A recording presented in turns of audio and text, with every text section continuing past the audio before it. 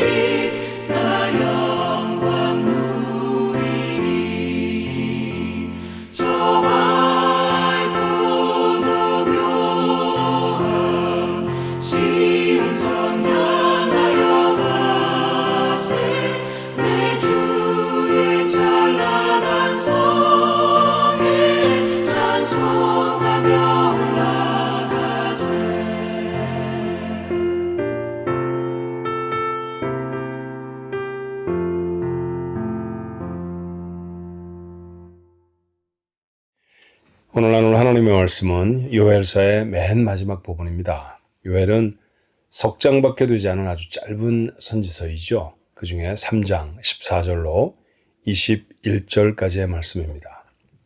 3장 14절로 21절 말씀 우리 한 목소리로 함께 읽어볼까요? 사람이 많음이여 심판의 골짜기에 사람이 많음이여 심판의 골짜기에 여호와의 날이 가까움이로다. 해와 달이 캄캄하며 별들이 그 빛을 거두도다. 여호와께서 시온에서 부르짖고 예루살렘에서 목소리를 내시리니 하늘과 땅이 진동하리로다. 그러나 여호와께서 그의 백성의 피난처 이스라엘 자손의 산성이 되시리로다. 그런즉 너희가 나는 내 성산 시온에 사는 너희 하나님 여호와인 줄 알 것이라. 예루살렘이 거룩하니 다시는 이방 사람이 그 가운데로 통행하지 못하리로다. 그날에 산들이 단 포도주를 떨어뜨릴 것이며 작은 산들이 젖을 흘릴 것이며 유다 모든 시내가 물을 흘릴 것이며 여호와의 성전에서 샘이 흘러나와 시딤 골짜기에 대리라. 그러나 애굽은 황무지가 되겠고 에돔은 황무한 들이 되리니 이는 그들이 유다 자손에게 포악을 행하여 무죄한 피를 그 땅에서 흘렸음이니라. 유다는 영원히 있겠고 예루살렘은 대대로 있으리라. 내가 전에는 그들의 피 흘림 당한 것을 갚아주지 아니하였거니와 이제는 갚아주리니 이는 여호와께서 시온에 거하심이니라. 아멘. 하나님은 천지를 창조하신 분입니다. 하나님은 모든 것의 시작이시기도 하시죠. 우리가 기도할 때 시작이 되신 하나님, 그렇게 기도하며 시작할 수도 있고요. 천지를 창조하신 만유의 하나님, 그러면 시작하기도 합니다. 하지만 우리가 가장 기도할 때 많이 하나님의 이름을 부르는 것은 아버지 되신 하나님이십니다. 하나님, 아버지. 하나님은 우리가 하나님을 아버지라고 부르는 것을 허락하셨죠. 아니, 아예 아버지라 부르라고 하셨습니다. 하나님이 아버지가 되신다는 사실은 우리가 부모와 자녀와의 관계를 통해 하나님과 우리와의 관계를 발견할 수 있다라고 하는 사실을 의미하는 것 아니겠습니까? 하나님은 과연 어떤 분이신지, 나는 하나님 앞에 어떤 사람인지, 우리가 우리의 자녀들과 어떤 모습으로 살아가는지를 생각해 보면 짐짓 생각하는 것을 넘어서는 깊은 교훈들을 깨달을 수가 있죠. 부모가 되어져서 자녀를 양육할 때 빠지지 않아야 할 것 중에 하나는 훈계하는 일입니다. 전에는 체벌을 하기도 했지만 요새는 아동을 구타하거나 하는 일들은 하면 안 되는 것이 되어졌죠. 그리고 그렇게 하는 문화도 이제 많이 사라졌습니다. 하지만 여전히 부모는 자녀를 여러 가지 다양한 방법으로 교훈을 해야 할 그런 책임이 있죠. 때로 벌을 주기도 합니다. 어렸을 때는 띵킹 체어라는 곳에 앉아있기도 했던 그런 생각이 듭니다. 그곳에 앉아서 네가 뭘 잘못했나 좀 생각해보라, 뭐 그런 것이죠. 요사이는 띵킹 체어에 앉히는 것도 아이들에게는 부담스러운 것이 돼서 하면 안 된다, 뭐 그런 이야기가 있기도 하다고 해요. 아이들이 좋아하는 것들을 제한하기도 합니다. 성적이 떨어지면 집에서 쉽게 하는 것 중에 하나는 컴퓨터를 열고 게임하는 시간을 줄이는 것이죠. 그리고 엄마가 또는 아빠가 모니터를 합니다. 아이들은 너무너무 하고 싶어 하는 것이지만 못하게 하는 것이죠. TV를 보는 것 또는 셀폰을 잠시 동안 이렇게 뺏어놓기도 합니다. 너무나 그 핸드폰을 보느라 모든 자기가 공부해야 될 시간들을 다 사용해 버리기 때문이죠. 어떤 때는 하고 싶지 않은 일을 하게 하기도 합니다. 네가 청소를 해라, 네가 구두를 닦아라, 네가 잔디를 깎아라, 세차를 해라, 뭐 이런 특별한 과제가 주어지기도 해요. 자, 그런 벌들이 그들에게 주어지면 아이는 참 힘들어해요. 하고 싶은 것을 하지 못하게 될 때, 또 하고 싶지 않은 일을 하게 될 때, 그리고 육체의 고통이 들은 그런 일들을 하게 되었을 때 얼마나 그 아이는 힘이 들겠습니까? 근데 사실은 그렇게 그 아이에게 벌을 주고 있는 부모는 더 힘이 든다는 것이죠. 저 아이가 잘 감당해낼까 하는 조마조마한 마음으로 그 아이를 바라보게 됩니다. 자, 부모가 힘들어도 이런 일들을 하는 까닭이 무엇일까요? 왜 아이들을 교훈하며 왜 아이들을 훈계하는 것일까요? 그렇게 해야 아이에게 유익이 되기 때문입니다. 무엇인가를 잘못했을 때 그것이 잘못이라고 하는 사실을 깨닫고 뉘우치고 돌이키는 것, 그것이 그 아이에게 필요하기 때문에 부모는 그렇게 여러 종류의 아이들을 향한 벌을 주기도 하고 때때로 훈계를 하기도 하는 것이죠. 자, 요엘서를 열어서 묵상하고 있었습니다. 요엘서, 하나님이 유다를 향해서 심판하실 것에 대한 예언의 말씀을 유다의 요엘이 전함으로 시작하고 있었죠. 하나님이 이스라엘 백성들, 유다 백성들을 심판하시기로 작정하셨습니다. 그래서 요엘이 뭐라고 말하던가요? 그러므로 금식하고 회개하여 하나님께로 돌아오라. 여호와께로 돌아오라. 그렇게 해서 그들에게 권고합니다. 그리고 마침내 유다 백성은 심판을 당하죠. 바벨론의 침공을 당했고 나라를 잃어버렸고 예배드리던 장소까지도 다 회파되어져 버렸습니다. 세 차례나 거푸되어진 공격으로 쑥밭이 되어져 버린 나라뿐만이 아니라 그 땅에 있던 많은 사람들은 바벨론으로 포로로 잡혀가기도 했어요. 자, 그것으로 유다의 역사는 끝이 났을까요? 아니었습니다. 사로잡아간 그들을 70년 동안이나 억류하고 있었지만 하나님의 정한 때가 되었을 때 유다 백성은 자기 나라로 귀환할 수 있었습니다. 다시 돌아오게 됩니다. 자, 그것은 무엇을 말하나요? 하나님이 하나님의 백성을 회복시키시는 것을 말하죠. 이제 그 백성을 고통스럽게 했던 이방 나라들을 하나님이 심판하십니다. 지난 시간에 아마 어제쯤 여러분이 말씀을 묵상했을 때 발견한 말씀이었을 것입니다만 여호사밧 골짜기라는 곳, 그것이 바로 오늘 14절의 시작의 말씀, 심판의 골짜기, 다른 곳이 아니죠. 자, 그곳으로 사람들을 모으셨습니다. 심판하시기 위함입니다. 이방이 심판을 받아 황무하게 되어집니다. 그런데 그들이 심판을 받는 것과는 다르게 유다에는 복이 임한다고 했죠. 오늘 본문의 말씀은 그들이 얼마나 풍성한 복을 받는지를 무엇으로 표현하고 있나요? 풍성한 포도주의 소산을 얻게 되어질 것이고요. 저주를 흘려보내는 산들이 생깁니다. 시내는 무성한 물들로, 풍성한 물들로 가득하게 되어집니다. 황무지 같았던 시딤 골짜기, 아카시아 나무밖에 살 수 없는 곳이라고 알려져 있죠. 그런데 그런 곳까지도 옥토가 되어질 것이라고 말씀하십니다. 이 놀라운 일들, 그들을 압제하던 사람들은 심판을 당하고 압제를 당해서 신음하였던 이스라엘 백성들은 하나님의 복을 받습니다. 회복의 놀라운 은혜가 오늘 본문에 선포되어져 있지요. 이렇게 되어진 까닭이 무엇일까요? 그 이유는 하나입니다. 오늘 요엘서의 마지막 말씀이지요. 3장 21절은 이렇게 말합니다.